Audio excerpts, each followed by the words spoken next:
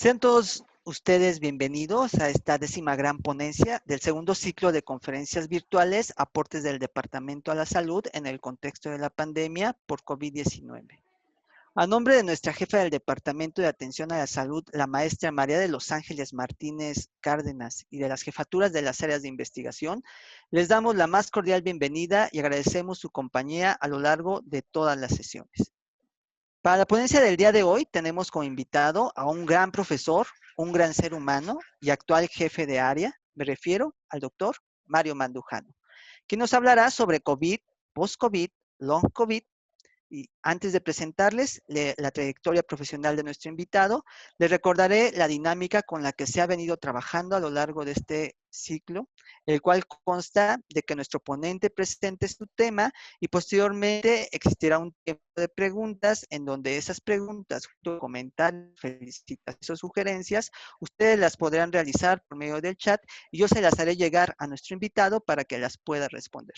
Por otra parte, se les solicita que los micrófonos y las cámaras las mantengan apagadas durante todo el tiempo de la ponencia, ya que la única forma de comunicación que tendremos es por medio del chat. Una vez dadas las indicaciones, ahora sí conoceremos la trayectoria de nuestro ponente del día de hoy.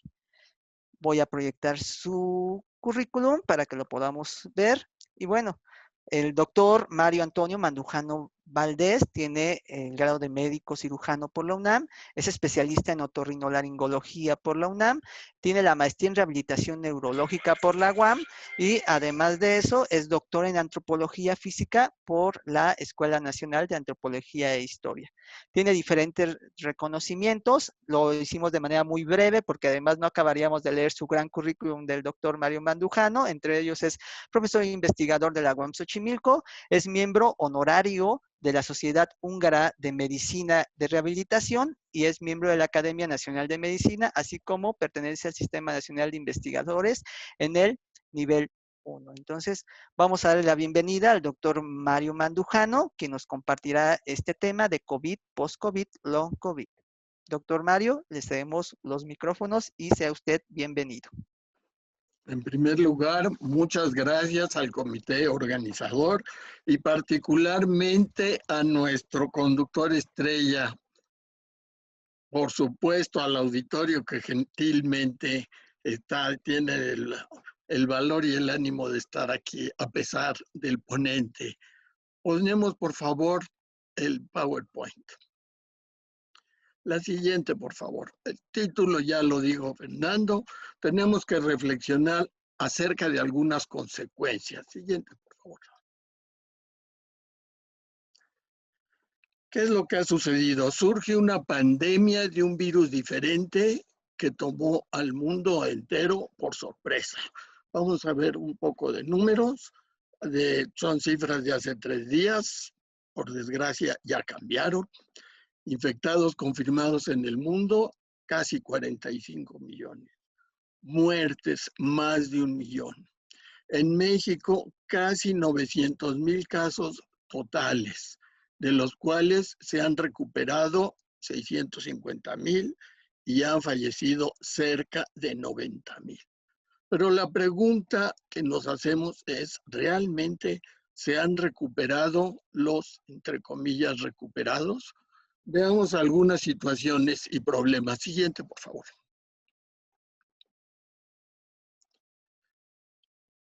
En primer lugar, hay que comentar que las pandemias son una tremenda amenaza para cada ciudadano. No importa quiénes seamos, condición social, económica, agarra parejo, política, etnia, actividad, edad, todo.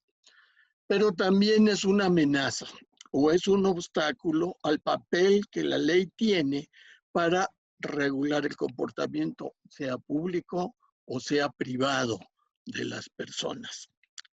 ¿Qué es lo que sucede? A cada persona infectada o expuesta se evaporan sus derechos civiles bajo la idea, digamos, el paradigma de la salud pública con el propósito de proteger al resto de la población.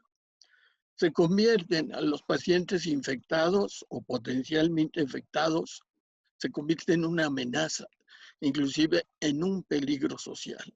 Su vida ya no se rige como estábamos acostumbrados a que sucediera, sino por reglas de aislamiento junto con su familia, pero aislamiento de amigos o del grupo con el que ha trabajado. También el resto de las personas tiene que alejarse o también recluirse para evitar el contagio. Siguiente, por favor. Para evitar contraer la infección. Ahora, las consecuencias son en muchísimas direcciones, pero voy a mencionar solo unas cuantas porque las demás son del dominio, todos ustedes la conocen, pero bueno, digamos como ejemplo, el sistema alimentario se afecta la producción, se afecta el manejo cotidiano, ir a una tienda se convierte en causa de pánico. Las restricciones a los viajes internacionales tienen una consecuencia muy negativa. Aumenta el terror y el rechazo, sobre todo a los indocumentados, cuyas actividades suelen ser sustantivas para el mantenimiento de las funciones de un país.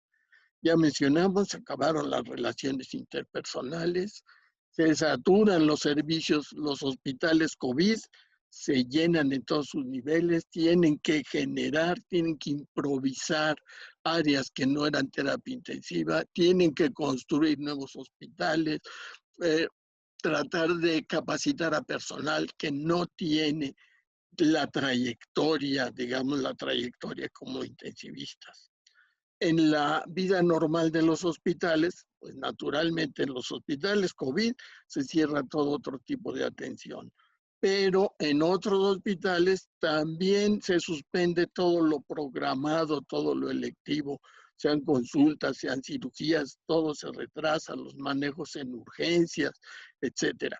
Se suspenden, por supuesto, todas actividades recreativas, cines, teatros, gimnasios, parques públicos, etcétera. Siguiente, por favor. Ahora, algunas de las cuestiones que mencioné dependen de criterios o de planes oficiales. Por ejemplo, lo del cierre de los restaurantes y sus empleados son de los grupos que más sufren. Ya mencioné todo lo de los lugares públicos, también la imposibilidad de relacionarse, pero surgen nuevas dificultades específicas a las condiciones de confinamiento. ¿Qué porcentaje, qué segmento de nuestra población tiene condiciones tremendamente adversas para el confinamiento? No hay espacio, no hay donde se puedan mover, cuesta mucho trabajo, eso afecta tremendamente la salud mental. Y por otra parte, las políticas asistenciales que ya mencioné, pero con un pequeño problema, gran problema que voy a mencionar a continuación, que es la jerarquización que se hace para otorgar la atención especializada. Siguiente, por favor. Ahora, hay un tema que empieza a estar en la plataforma de las discusiones, que es el de la bioética en las pandemias.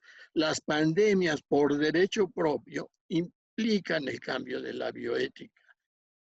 Solo voy a mencionar la mortalidad, que muera un segmento tan importante de la población. Aunque el porcentaje es bajo, el número absoluto, ya lo mencioné, y es muy alto.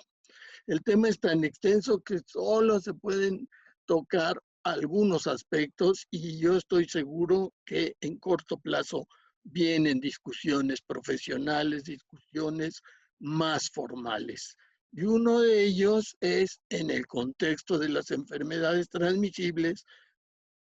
¿Qué pasa con las restricciones a las libertades civiles? Pero por supuesto para promover el bien común, como por ejemplo es el caso del aislamiento y de las cuarentenas. Siguiente, por favor.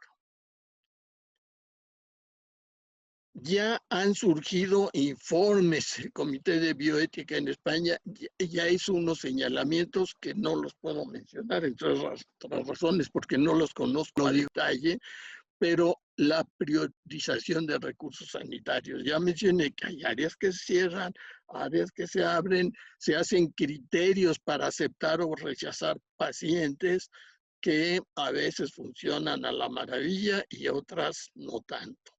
Y también ya se han publicado una serie, digamos, de informes y de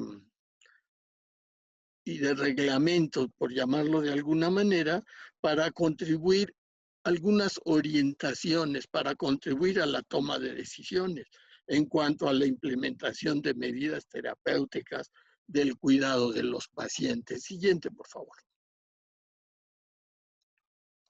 Tanto en la atención primaria como en los hospitales y en la vida cotidiana, nos hemos movido a unos terrenos de incertidumbre. No sabemos qué está pasando con elementos fundamentales de la ética con respecto a la equidad de las decisiones, la justicia, evaluar la utilidad de las acciones, los criterios de beneficencia, o sea, los criterios de bondad, y todo esto con una supresión de la autonomía de las personas. Se ha estigmatizado a los enfermos y a los sospechosos, pero esto que voy a señalar, ustedes lo conocen ampliamente y no puedo dejar de subrayarlo. Es de incomprensible maldad cómo en otros países, en otras latitudes, el personal de atención a la salud se considera héroe. Pero en nuestro país hemos tenido noticias de que se agredió, se amenazó y otras cosas muy desagradables al personal que bajo riesgo de su vida, y no solo riesgo, porque el número de fallecidos es muy alto, atiende a los enfermos. Y otro punto importante, hay una crítica infundada de los comunicadores a los responsables del control de la pandemia. Y en mucho la legitimidad de las acciones se ha puesto en tela de juicio, pero por la falta de conocimiento científico bien arraigado. Siguiente, por favor.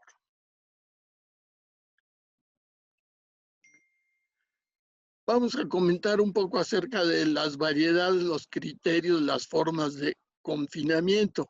Son muy variables.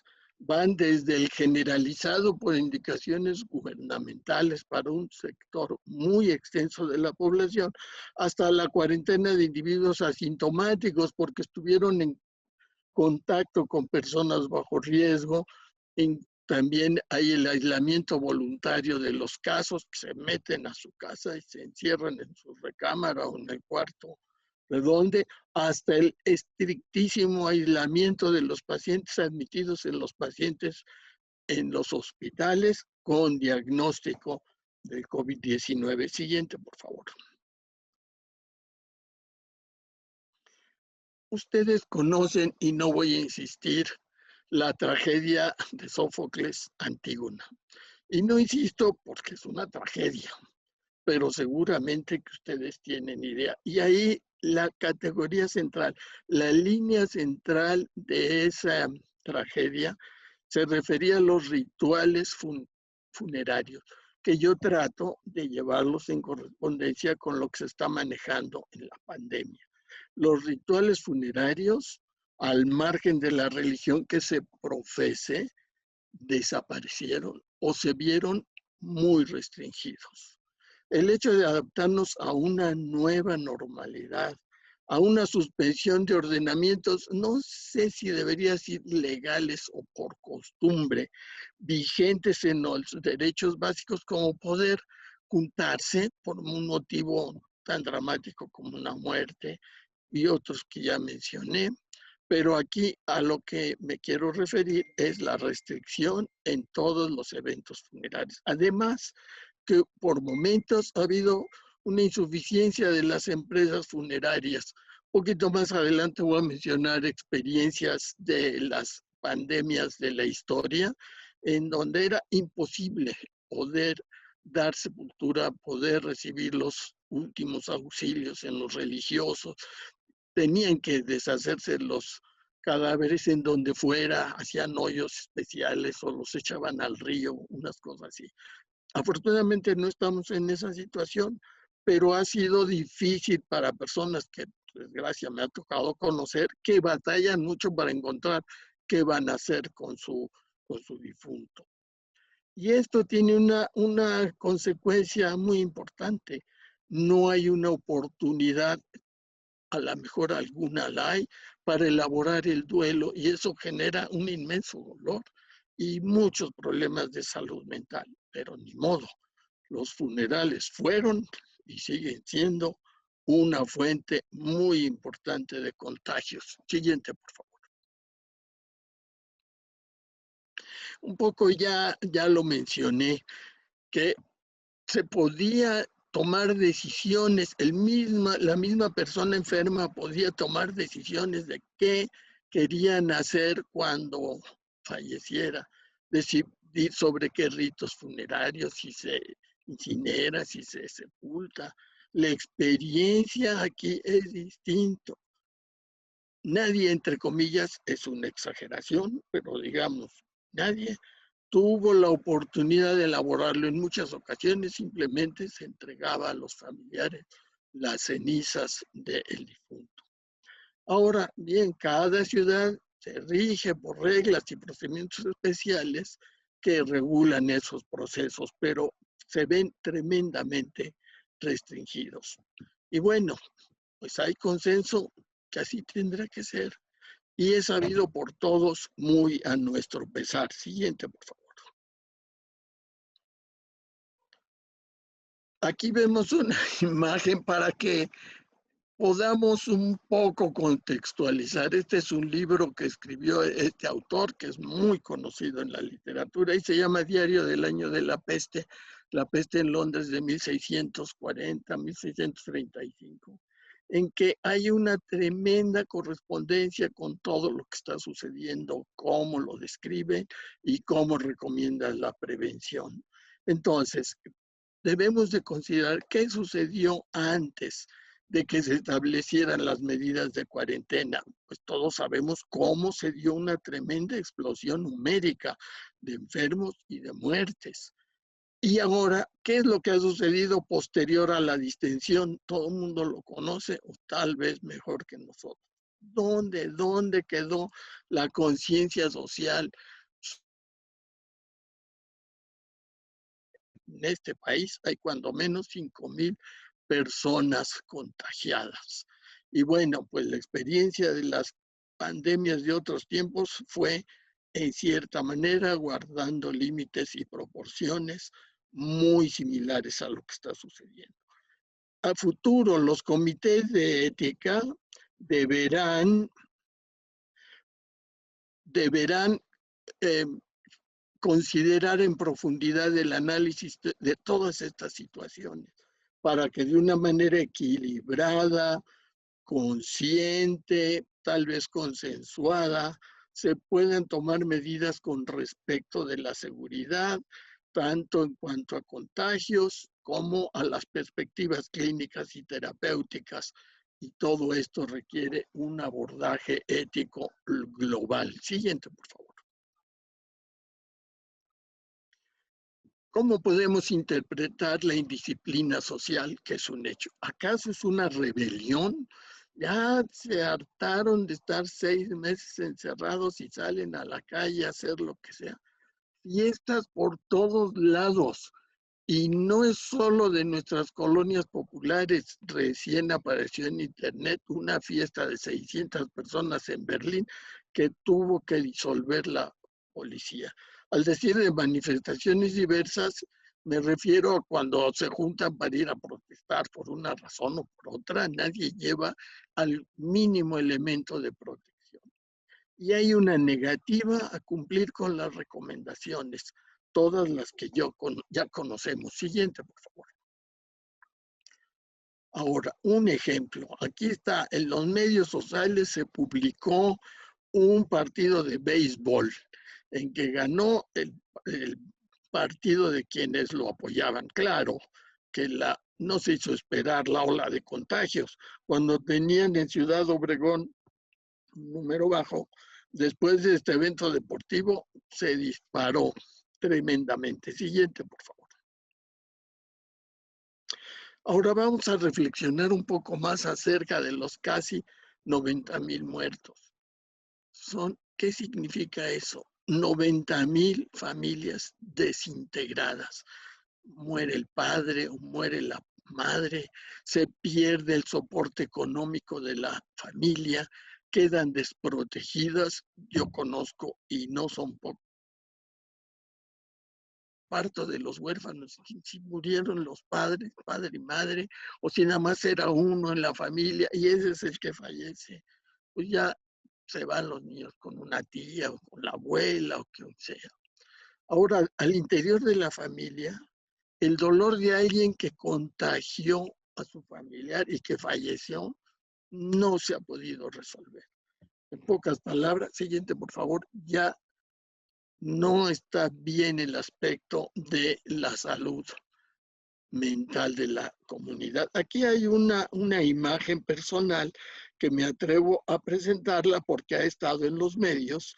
Al profesor Peter Priot le hicieron una entrevista que fue publicada en Science. Resulta que el profesor, si ustedes lo recuerdan, en la época de los virus del ébola, y donde durante muchos años dirigió las campañas a nivel mundial del SIDA. Y resulta que se enfermó. Y él comenta, estaba dando conferencias y no hacía lo que yo recomendaba a todo el mundo de sus cubrebocas, me contagié. Hizo el doble pico que ustedes conocen, el de la infección y después el de la cascada inmunológica. Y él comenta, no sabemos nada de esta enfermedad. Si yo lo digo, van a decir ustedes, pues claro, que no saben nada, es un ignorante. Pero una autoridad mundial que lo diga. No sabemos respecto a la mortalidad, a las edades de riesgo, las diferencias estratosféricas con la enorme variedad de formas clínicas. Menciono las más sobresalientes, los que mueren, ¿qué? Los que tienen formas graves, pulmonares o multisistémicas, los que solo tienen formas leves, los portadores asintomáticos, los que no se contagian, la duración de los virus, estar expulsando virus, hay una curva cuyo máximo está pasando las 2 semanas, pero está reportado a quienes a los 80 y tantos días todavía pueden estar expulsando virus. Siguiente, por favor. También en los medios está la información, siguiente, por favor. También en los medios está la información del profesor Tim Spector. Bueno, doy una explicación que podía ser, disculpa, que no traduje para que vean cómo está dicho en los medios habituales. Entonces, él es un genetista epidemiólogo del King's College de Londres y es líder de un APP para detectar y estudiar estos casos. Y reporta que hay 300,000 personas en el Reino Unido que han reportado síntomas durante más de un mes y agrega que de ellos 60,000 han estado enfermos por más de 3 meses. Y comenta además, aunque esté en letras pequeñitas, lo leo, que se requiere mayor apoyo para atender a estas personas que están crónicamente enfermas por meses. El Colegio Real, el Royal College, también está llamando a que se ayude a esas personas. Menos, cerca del 10% de 86 unidades del sistema de salud del Reino Unido tienen grupos como organizados para atender esas cosas, aunque, siguiente por favor, se están expandiendo rápidamente. La anterior, por favor, se están expandiendo rápidamente los servicios que se ofrecen. En la transparencia anterior había 2 tipos de información. Uno, personas no necesariamente de edades avanzadas, personas jóvenes que quedan con una tremenda imposibilidad de desplazarse de la recámara al baño, ya se están ahogando, ya les falta el aire. Y personas intelectuales también reportan y declaran que su mente está como si estuviera nubilada, como si estuviera cubierta de bruma. No pueden hacer su trabajo intelectual. Ahora vamos a las publicaciones, digamos, ortodoxas, académicas. Al fondo está la referencia. En Nature Medicine es un artículo de revisión. En la parte superior están los autores y señalan una serie de manifestaciones extrapulmonares del COVID, que incluyen complicaciones trombóticas, disfunción del corazón y arritmias, síndromes coronarios agudos, lesión de los riñones, gastrointestinales, lesión del hígado, hiperglicemia y cetosis, daños neurológicos, síntomas oculares, aquí agrego, aunque no está reportado, auditivos, también se han reportado problemas auditivos y complicaciones dermatológicas.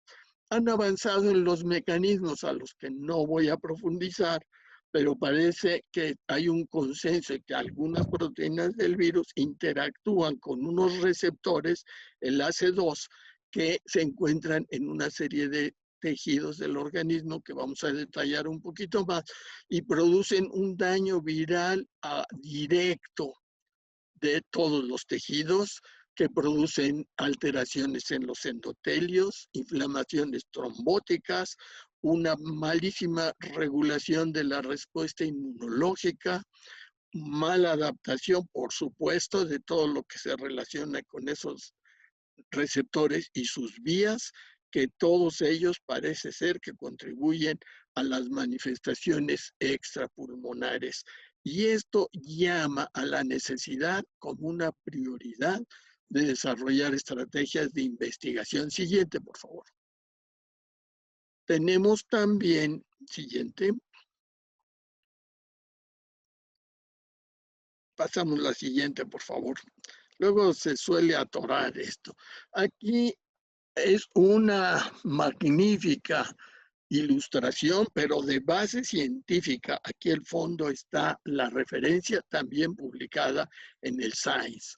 Entonces vemos en la parte izquierda un esquema de una alveolo pulmonar en donde se muestra cómo invaden los virus, cómo lesionan los endotelios, cómo lesionan los sistemas de defensas.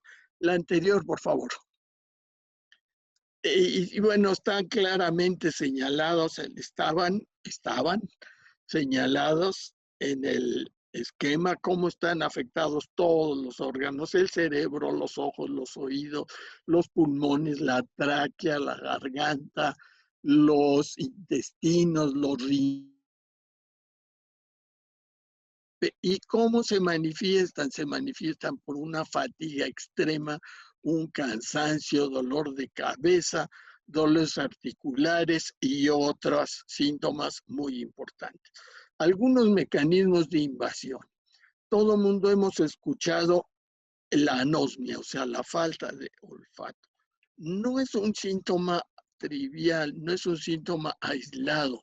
Parece ser que por los nervios del bulbo olfatorio, con los famosos receptores que ya mencioné, que aquí en los tejidos están ilustrados en color gris. Están los tejidos del órgano receptor, están los tejidos de los epitelios respiratorios, y todo ello produce dos tipos de mecanismos de invasión. Uno, anterógrafo, que va por los nervios al cerebro o puede ir a los pulmones y al revés. Una infección que va a parar a los pulmones puede regresar al sistema nervioso por camino del nervio vago, como se ve allí ilustrado en el esquema. Siguiente, por favor. También está la referencia.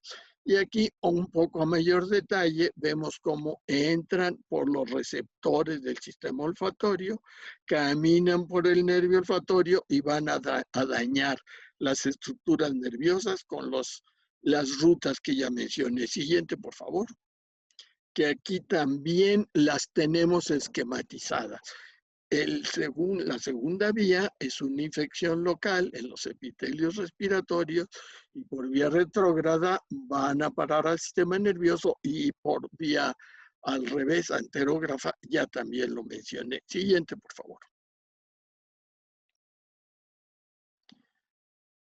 Otra de las afectaciones, aunque ya se señaló ahorita de manera preliminar, es el daño neurológico. Hay una serie de síntomas neurológicos, dolor de cabeza, mareo, ya dijimos la pérdida del olfato que se llama anosmia, pero puede haber encefalitis mucho más graves, necrosis hemorrágica del cerebro, accidentes vasculares cerebrales, epilepsia, raudomiolisis y síndrome de Guillain-Barré, que todos esos son tremendamente discapacitantes. Siguiente, por favor. No tenemos las estadísticas precisas. Lo mismo con el corazón. Ya lo dijimos, miocarditis, disfunción del ritmo cardíaco, insuficiencia cardíaca. Ahí están las referencias. Siguiente, por favor. Es una de las causas no solo de morbilidad, sino también de mortalidad.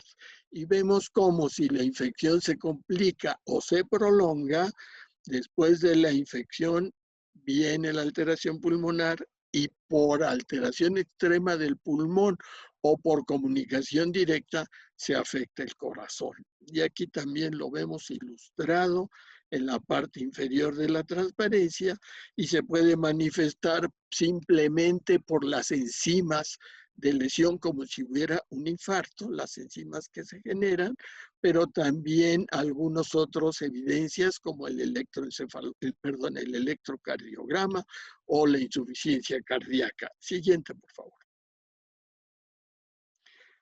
Pero no acaba la historia. Tenemos también la afectación de los riñones comprobada por estudio histopatológico en casos de defunción, tanto por microscopía de luz normal como por microscopía electrónica, y se comprueba que fue causa de los virus. Siguiente, por favor. Y vemos aquí unas cifras en esta transparencia de un grupo enorme que se siguió de más de 5,000 pacientes admitidos en un hospital, diagnosticados por los criterios internacionales de lesiones renales. Resulta que de ese grupo, como dije, más de 5,500, más de la tercera parte desarrolló lesión renal. De los pacientes que lo tuvieron, el 35% falleció, 26% se fueron a su casa y casi 40% siguen hospitalizados. De los que se fueron, ya hay un señalamiento de que miles, voy a parecer amarillista y apocalíptico, pero que miles y miles de pacientes, de personas van a querer dependientes de manejo renal crónico, como por ejemplo toda la cuestión que por cierto está saturada del tratamiento que deben recibir en riñón artificial. Siguiente, por favor, diálisis de riñón artificial. Ahora, otro punto muy importante, que es la pérdida de peso. Todos conocemos personas que se han recuperado y que han perdido 10, 20 kilos, 20, 30% de su peso corporal. Y en términos técnicos se habla de caquexia cuando están así totalmente desmedrados, o sarcopenia cuando han perdido masa muscular. Tanto la caquexia como la sarcopenia son causas muy importantes, tanto de mortalidad como de discapacidad. Las personas que han sobrevivido a la caquexia es común que requieran periodos larguísimos de rehabilitación, y de la misma manera las personas que desarrollan sarcopenia también necesitan una terapia de ejercicios y de nutrición el resto de su vida. Siguiente, por favor. Aquí hay algunos mecanismos. Siguiente. Están ilustrados algunos mecanismos, cómo pueden llevarlos a la caquexia o a la sarcopenia. Desde luego la falta de oxígeno, estarse asfixiando, la fatiga, las enfermedades todas que ya mencioné, la falta de apetito. Por un lado, por la enfermedad, por vomitar, por tener diarrea, por tener colitis, o por perder el gusto por la comida, por anorexia, porque no le sabe a nada la comida. Por otro lado, tenemos la fiebre, que también los desgasta, lo del corazón, las hepatitis. Bueno, ahí dice hepatitis C, pero esa es de otra causa. Pero lesión hepática parecida a la hepatitis C, el daño de la renal y la tremenda cascada de citocinas. Entonces, todo eso produce mialgias, pérdida muscular, pérdida de albúminas y otras cosas que los llevan, como ya dijimos, a la caquexia y a la sarcopenia. Siguiente, por favor. Ahora, ¿cuál va a ser el tratamiento y cuál va a ser la rehabilitación en el long COVID? Desde luego hay un traslape entre la enfermedad y secuela. Secuela, ¿qué es la secuela? Cuando quedan algunas condiciones anormales de deterioro, pero en las cuales ya no se reconoce la causa original. Eso es una secuela. Pero también esas mismas manifestaciones pueden estarse debidas a la enfermedad en sí. Entonces, el que tenga una debilidad, una fatiga crónica, bueno, puede ser la secuela, pero puede ser que esté mal del corazón, de los riñones, de los pulmones, etcétera.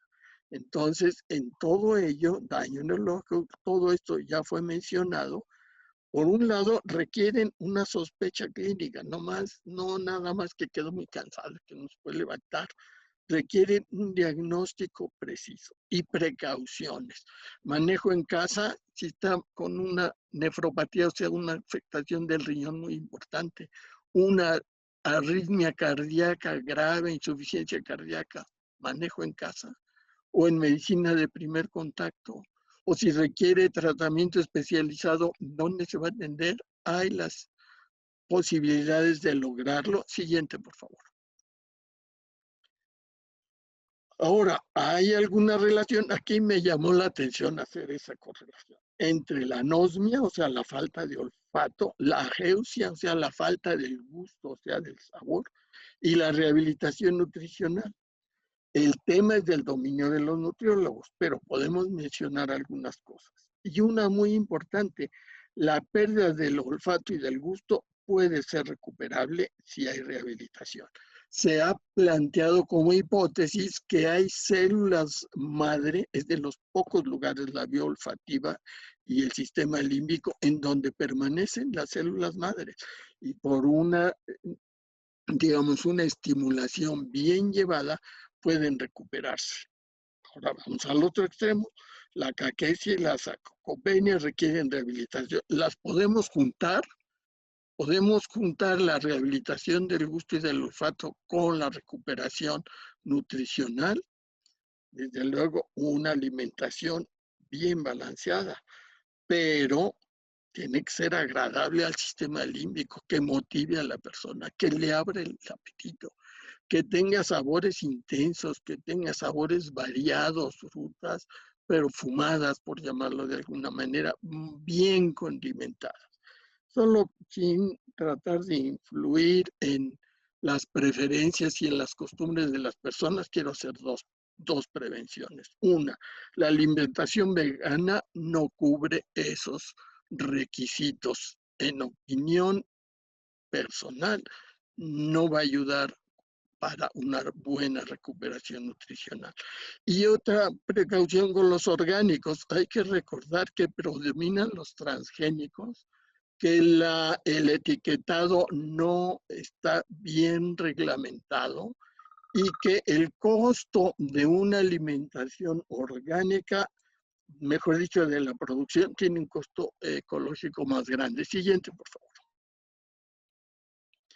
Vamos rápidamente a la situación actual. En la parte superior izquierda vemos el número de casos creciente, ya lo mencioné. En la segunda, el número de casos recuperados. Abajo, bueno, en la mano derecha vemos, aunque lo tapan las fotografías, que la estadística en el mundo y en nuestro país va para arriba. Y en la de abajo vemos lo que sucede con la mortalidad, que también sigue para arriba. Siguiente, por favor. Muy rápidamente, porque ya estamos sobre el tiempo, quiero hacer unas estimaciones hipotéticas. Menciono la hipótesis de un epidemiólogo de Johns Hopkins de los 20 y señalaba textualmente que las condiciones indeseables que jugaron un papel en la mortalidad condicionan también situaciones perjudiciales en la calidad de vida de los que no murieron. Nosotros ya tuvimos oportunidad de comprobarlo en una investigación que hicimos hace tiempo y calculamos que habrá 2 secuelas graves por cada caso de mortalidad.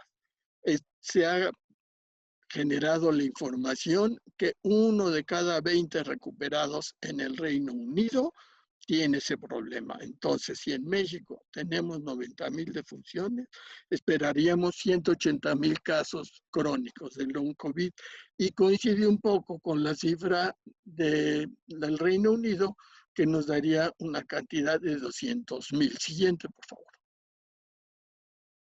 Man que nos pese, como se dice cotidianamente, quédate en casa. Aquí vemos muy claramente la necesidad de usar el cubrebocas y también hay mucha investigación con respecto a lo ideal en distanciamiento social. Siguiente, por favor. En conclusión, el COVID condiciona cambios que no son muy aceptados, que afectan las conductas personales en áreas del bien común, pero son muy necesarias y deben continuarse. No se ha controlado, el problema está en aumento en el mundo. Hay una proporción de alta actividad viral prolongada y de numerosas secuelas extrapulmonares y se requiere organizar el estudio y la rehabilitación. Siguiente, por favor. No puedo, en honor de la verdad, agradecer al doctor Jordan Golubov toda la información con que me estuvo apoyando para organizar esta plática y agradezco mucho su atención y ya terminamos. Muchas gracias.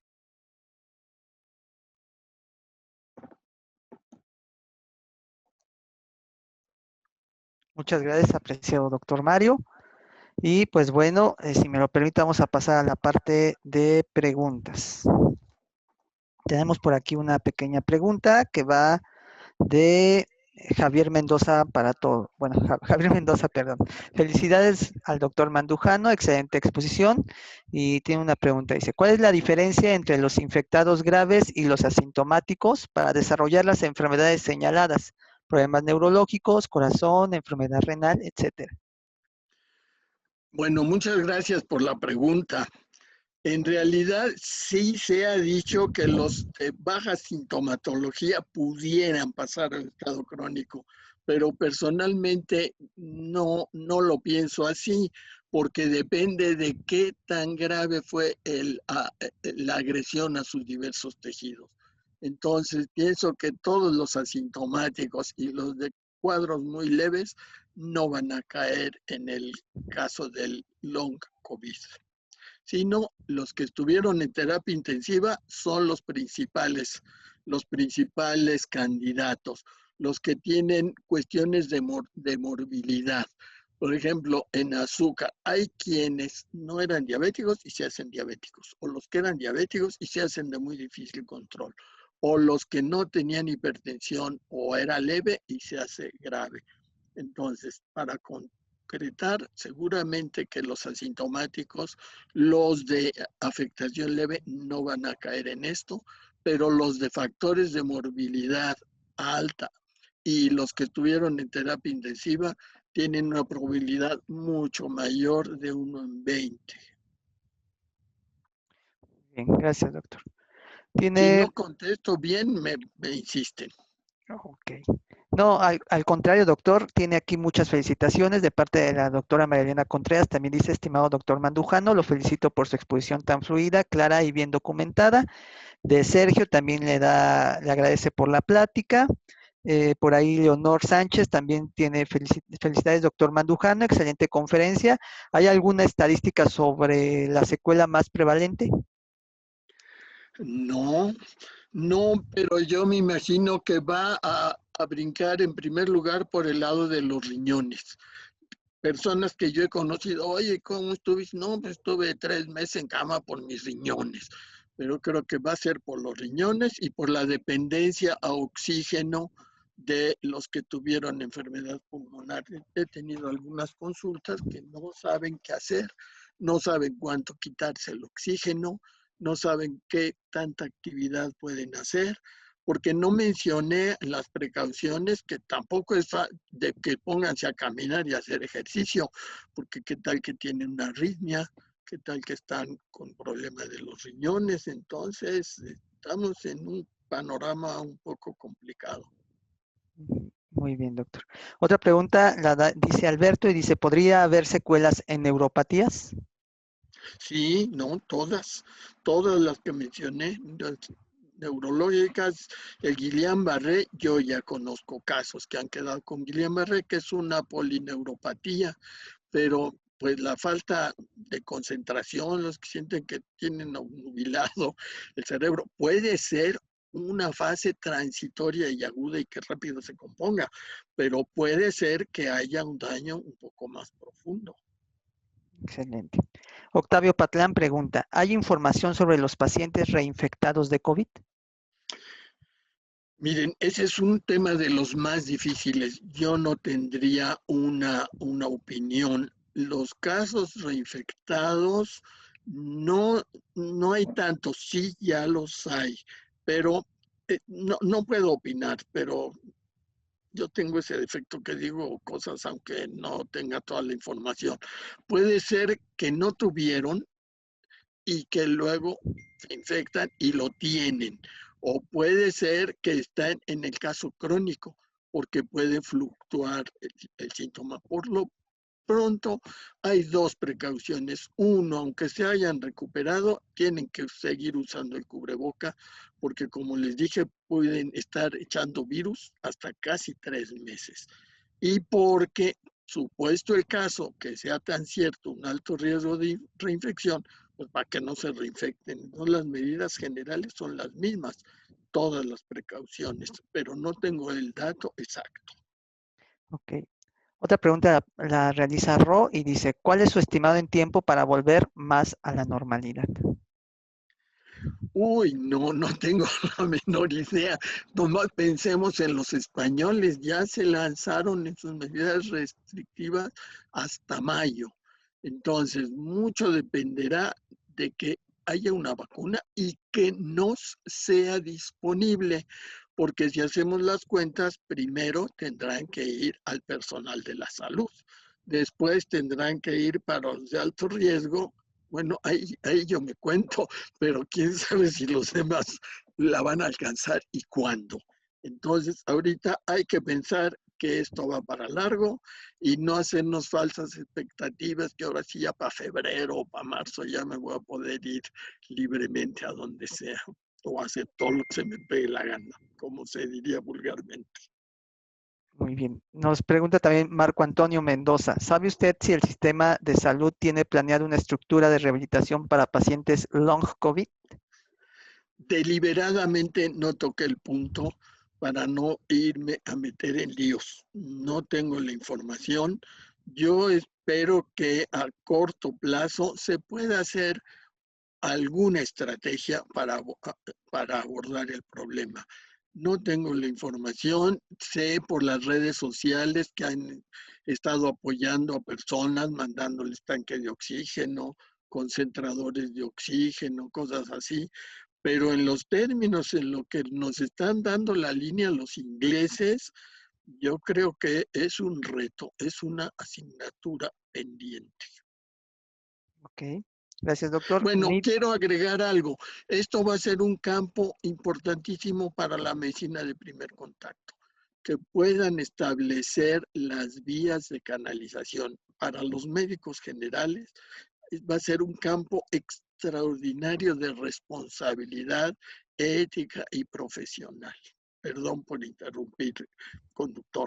No, no se preocupe, doctor. Otra pregunta la tiene Nidia Guerrero y dice, doctor Mandujano, ¿usted ve pronto la existencia de una vacuna contra el COVID? Yo no tengo con qué opinar, pero los expertos la ponen larga. Hay quienes, la industria farmacéutica, muy entusiasta, la señala para el año que entra. Pero también hoy o ayer leí un comentario que una de las vacunas, por ejemplo, de las paperas, tardó 4 años en salir. Yo lo que veo es que se están saltando las trancas. Por información no académica, sabemos que ya 8,000 personas en Brasil ya recibieron la vacuna.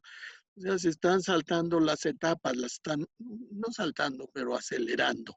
Pero pienso que ahorita no tengamos una esperanza de tener la vacuna antes de mediados del 22. Pero, insisto, me guío a lo que se publica en medios sociales, no en medios académicos. Por ahí van las estimaciones.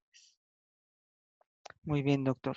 Otra pregunta la tiene Diana Irene y dice, con la información que se tiene hasta el momento acerca de que el virus puede mutar, ¿considera que pasará con la vacuna como ocurrió con el VIH? Bueno, y como ocurre con la influenza, puede ser que, es que me ponen en tentación de decir lo que se me ocurre o lo que estoy pensando. Pero por un lado, debemos estar con el temor de que va a mutar y entonces nos va a volver a dar. Pero puede ser que la mutación no sea tan grande y funcione. Entonces, hay dos tipos, por los expertos que han opinado, dos tipos de mecanismos inmunológicos, unos que se acaban pronto y otros que se reactivan cuando vuelve a estar en exposición contra los bichos. Entonces puede haber inmunidades cruzadas, puede haber ya resistencia. Siempre llama la atención que en muchas epidemias los viejitos no se enferman y se piensan que pueden tener una memoria inmunológica. Gracias, doctor. Bien, tenemos una última pregunta que la hace Lidia Rodríguez Buitrón y dice, doctor, ¿considera prudente que la vacuna la pongan a disposición pública, a pesar de que lo adecuado es que se espere más años por lo tardado que es la fase 3? Y lo más probable es que en México sea endémica, ¿cierto? Es que me hacen muchas preguntas de las que no soy experto, pero por lo que he visto, por lo que he oído, y ya lo dije, ¿cuáles van a ser las prioridades? Supuesto que la vacuna se produjera por millones. No está tan fácil pensar que nos llegue a la población general pronto. Y pues si los datos de las fases que están así siendo muy aceleradas son muy contundentes y no tienen demasiados efectos colaterales por la vacuna, va a salir antes. Todos tenemos esperanza en la vacuna, pero no podemos confiarnos a eso. Hay que seguirse cuidando. Ahorita es lo que queda en nuestras manos. Cuidarse con todo lo que hemos oído hasta el cansancio y no hemos hecho, pero ya no lo repito, ya lo sabemos. Muy bien, doctor. Pues le agradecemos muchísimo su participación, su excelente tema, que además nos hace abrir los ojos, nos hace pensar, de reflexionar. Entonces, a nombre de la jefa del departamento y de los jefes de área, le agradecemos muchísimo su excelente participación y en breve le haremos llegar su constancia. Le mandamos un gran abrazo y muchas gracias. El Gracias a todos. agradecido, el agradecido soy yo, perdón por la interrupción. No se preocupe. Bueno, gracias a todos nuestros asistentes. Nos veríamos la próxima semana por el mismo canal, o sea, por Zoom, a la misma hora, 5:30 de la tarde. Y la próxima semana nos estará acompañando la ponente Connie Chapela. Y el tema que nos va a dar es perspectivas y retos para una promoción de la salud crítica ante el giro histórico. Entonces, no se la pierdan. Nos vemos la próxima semana y gracias por su asistencia a todos. Gracias, doctor. Gracias a ustedes.